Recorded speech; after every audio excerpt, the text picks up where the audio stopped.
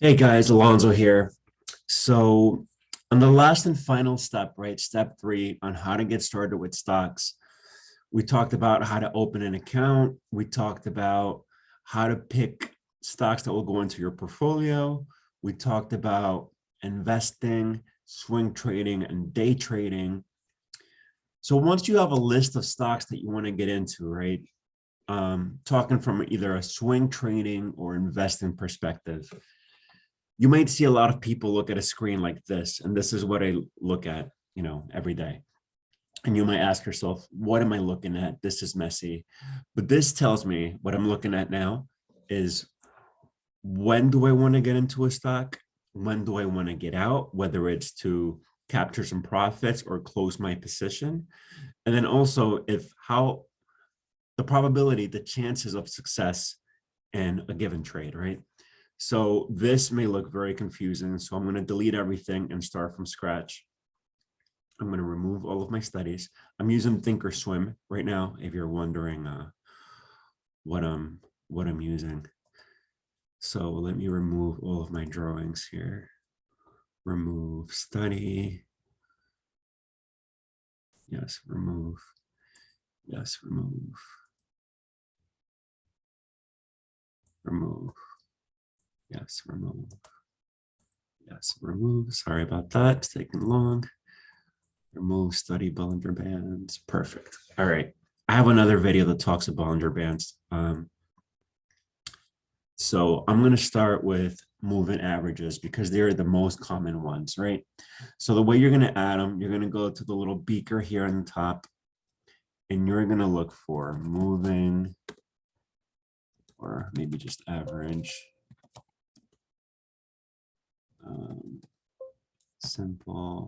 Simple moving average, right? That's the one. You're going to add it 4 times, 2, 3, 4. And you see the default numbers that they have here, 999. You want to change that, right?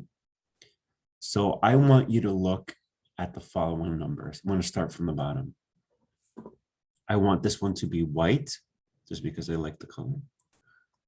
White. And I want the length to be 200, and you're going to hit OK. The next one, I want it to be 100. And I'm fine with that color. Next, 50 on their length, right? And so that I don't get confused, I want this one to be purple. Okay, okay, okay.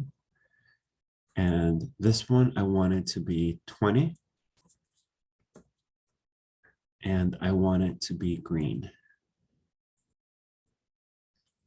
So you'll be able to look at formatting in case you forget which one's which. But basically, the 20-day moving average is going to be green.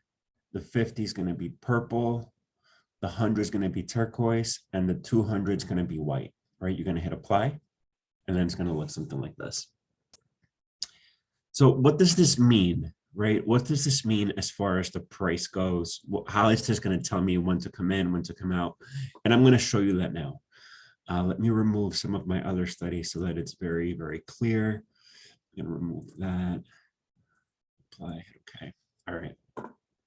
So let's start with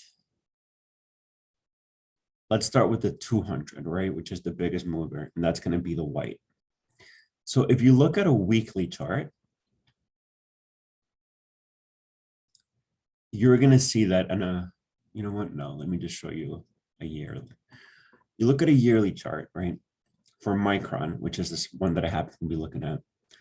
Once we get around November, we crossed the 200-day moving average. When you cross the 200-day moving average, that's seen as a very bullish sign. And you see also that it was accompanied by large volume, above average volume. So this would have been a good time to come in when you crossed it, because before that, it had been acting as resistance, meaning that we couldn't cross it. But when we crossed it, that's a sign of conviction. This would have been a good time to come in. and then you would have gone up, you would have come back down. And this is another big point, right? Keep in mind, look at the white line. It came down and it acted as support. What does that mean? That it didn't break this price of 79. It held it. It touched it, but it came right back up. And then it did it again here, and it came back up. And now with this recent turmoil that we have been seeing in the last few days, or few weeks even, you see that it was very high. It went as high as 98, and it came back down and it hit it again. The white line, the 200-day moving average, acted as support yet again, and it bounced off of here. So once I see this pattern, right, that it hit it once, it came up. It hit it twice, it came up. It hit it 3 times, it came up. I can say with a strong conviction, right, nothing's guaranteed, but that the 200-day moving average is strong support. So whenever I see it, again, in the future, I hit the 200-day moving average, I'm going to want to go long, open a position in Micron, because I see that's where it tends to bottom out. It comes up from here. The other 3 are less strong, but also important to keep in mind, right? In this stock, it doesn't show it very well, but here you can see the purple was the 50, right? And that's how you would see if you forget. You right click and it tells you 50. So I see that the purple is the 50. The 50 from July on acted as pretty strong resistance, right? It touched it, it came down. It touched it, it came down. It touched it, it came down until it broke it. And then you could say that the 50 is also good support. 200 personally, I feel is stronger. So I would use that as my support. But the 50, the 100, the 25 are all moving averages that people look at, analysts look at on a regular basis. So I would use that as a very strong contender, right? So use that as your support in the case of Micron, right? That's when you're above the moving averages. And then you may be asking yourself, all right, we touched it, we're going up. When do I get out? Again, you would look in the moving averages, right? I see 2 moving averages above the current price. I see the 50 and I see the 25. So once we get to the 86, 87 level, I would keep an eye on it. I may capture some profits and continue riding. But once we get to 91 and anything above that, right, we're reaching all-time highs. So I would either close the position or take some profits and leave just a small position in there, because I know it's very likely to come back down. So that's how you would look at the moving averages when you would want to look at a stock. I'm going to look at one more, because I know I told you guys about SPY, how much I like SPY, right? This tracks the S&P 500. So this has been super strong for the last year, as you can see, right? It almost doesn't touch the moving averages. It just keeps going up. But now we got our chance. We had an opportunity. We broke through the 25, the 50, even the 100. So this is a very bearish or a weak position, right? It's going down.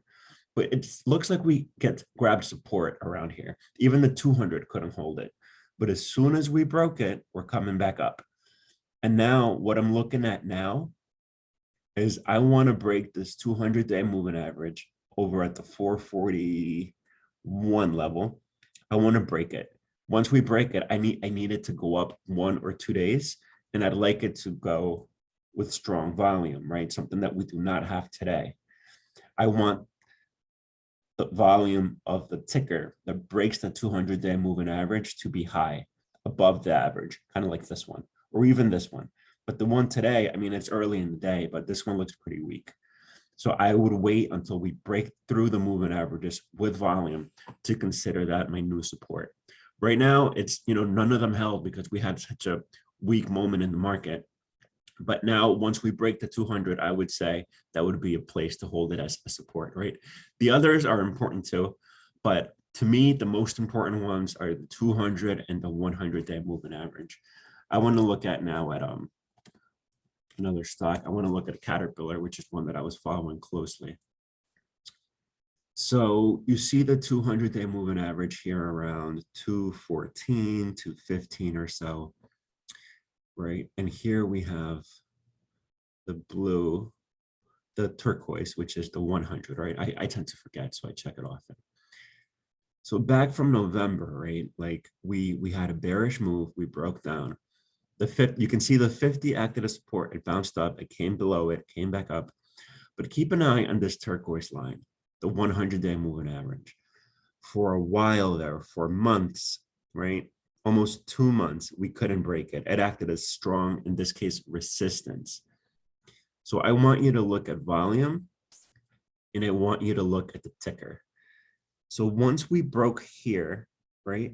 Once we were here, bottom, nothing to do. It kept acting as resistance. I looked at this candle here, and I see that it broke. It's a strong candle. It's what we call an engulfing candle because it's bigger than the candle before, but it didn't really have the volume that I was looking for. I want my volume to be above this average volume line, and that didn't come until here, right? And here you see this candle is very strong. It's a very strong candle. It's like largely engulfed. It's super engulfing on steroids over the rest. Also, not only did it break through the 100, it held there. It came down. The 100 is still below it. Now it broke through the 200, and it, something that was holding us down for a while.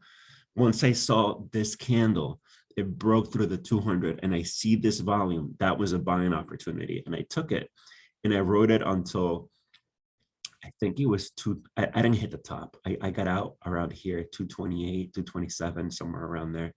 Even though it could have kept going, I was looking at the overall market and I saw some trends that I wasn't liking. So I captured my gains here, and now it's gone down. And now you could see again, right?